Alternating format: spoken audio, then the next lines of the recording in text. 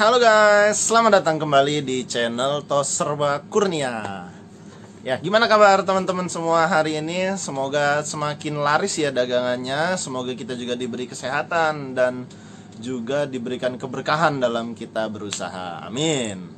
Oke, selamat datang ya buat teman-teman yang baru ketemu channel ini. Di channel ini kita bahas berbagai macam bisnis secara sederhana, bisnis yang saya kelola sendiri gitu. Oke.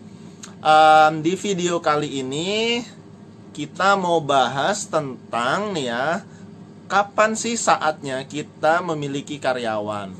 Nah, jadi walaupun toko kita toko yang adanya di kampung, di daerah terpelosok gitu, itu tidak menutup kemungkinan suatu saat kita akan memiliki karyawan.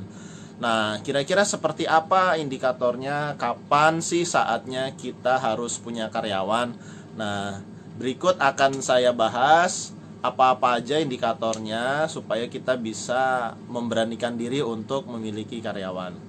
Nah, yang pertama, saatnya adalah ketika kondisi keuangan kita sudah stabil. Artinya ketika omset kita sudah mencukupi, profit juga sudah terlihat, kita sudah bisa menyisihkan uang berapa dalam per bulannya, dan itu sudah melebihi dari kebutuhan harian kita. Artinya gini, ketika kita mau menggaji karyawan gitu, kita harus tahu dulu nih sebulan tuh kita dapat uang berapa sih gitu. Jangan sampai kita cuma dapat 1 juta gitu, misalnya kita dapat 1 juta, gaji karyawan juga 1 juta. Akhirnya apa ya, impas-impasan doang gitu kan. Kita harus putar otak lah gimana caranya supaya omsetnya bisa naik dan juga profitnya juga bisa tinggi. Artinya minimal sepertiga lah kali ya. Kalau kita punya untung 3 juta, 1 juta kita bayar karyawan itu masih wajar. Artinya kita bisa ngantongin bersih itu 2 juta gitu. Artinya kalau keuangan masih pas-pasan, masih yang belanja juga masih sedikit, kita dapat uang hariannya masih sedikit, ya jangan dulu, tahan dulu, kita gedekan dulu omsetnya, kita gedekan dulu profitnya. Nah, terus yang kedua, kapan sih saatnya kita punya karyawan? Yaitu saat ketika banyak hal-hal yang sifatnya rutinitas dan bisa kita delegasikan atau kita wakilkan. Seperti apa? Contohnya kalau di toko sembako, ya ketika bungkusan terigu, gula, aci itu udah semakin banyak. Kalau kita kerjain sendiri, akhirnya kita nggak bisa ngerjain yang lain. Kita nggak sempat berpikir untuk mengembangkan bisnis. Nah, itu kan hal-hal yang rutinitas, yang sifatnya rutinitas. Itu kita serahin ke orang aja, mereka bisa ngerjain. Nah, seperti itu. Kenapa? Karena tugas utama owner, tugas kita sebagai owner itu adalah memikirkan perkembangan bisnis, bukan mengerjakan hal-hal yang rutinitas. Jadi seandainya uangnya sudah cukup, kemudian kita sudah terlalu banyak menghabiskan waktu di hal-hal yang rutinitas, ya mungkin di situ saatnya kita untuk mendelegasikan gitu. Karena apa? Kita punya prioritas hal-hal lain yang lebih penting. Nah, ini berkaitan dengan hal yang nomor 3, yaitu saat kita merasa ada hal lain yang lebih penting yang bisa kita kerjakan. Jadi misal daripada kita bungkus terigu, waktu kita habis di situ, misal kita lebih baik punya waktu untuk bisa belanja ke kota gitu, misalnya belanja ke tempat lain yang lebih murah gitu, kan lebih baik seperti itu. Atau kita bisa memikirkan promo-promo, bisa memikirkan program-program dan lain sebagainya. Kalau kita mengerjakan hal-hal yang rutinitas terus, nanti waktu kita akan habis di situ gitu. Tidak sempat memikirkan perkembangan bisnis, tidak bisa memikirkan keuangan gitu. Atau ya teman-teman misal mau lebih fokus di keuangan dan lain sebagainya, lebih memfokuskan ke ke program komputer gitu misalnya. Nah, jadi hal-hal yang rutinitas bisa kita alihkan ke orang lain dan kita mengerjakan hal-hal yang lain seperti itu.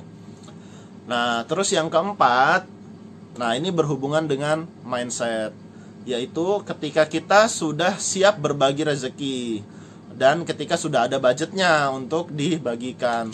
Jadi seperti ini, kita menggaji karyawan itu ya bisa dibilang mengurangi keuntungan kita lah ya.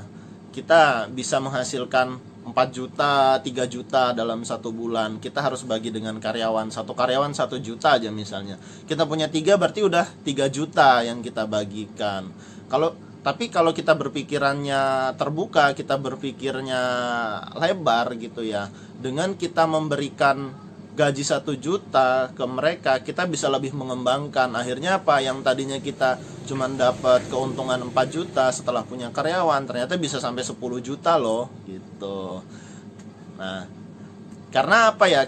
Ketika kita punya karyawan itu ya kita bisa fokus ke hal-hal yang lain, kita bisa fokus membesarkan bisnis kita. Jadi teman-teman jangan ragu, jangan takut untuk punya karyawan gitu. Dan satu lagi yang paling penting, setiap orang itu kan memiliki rezekinya masing-masing.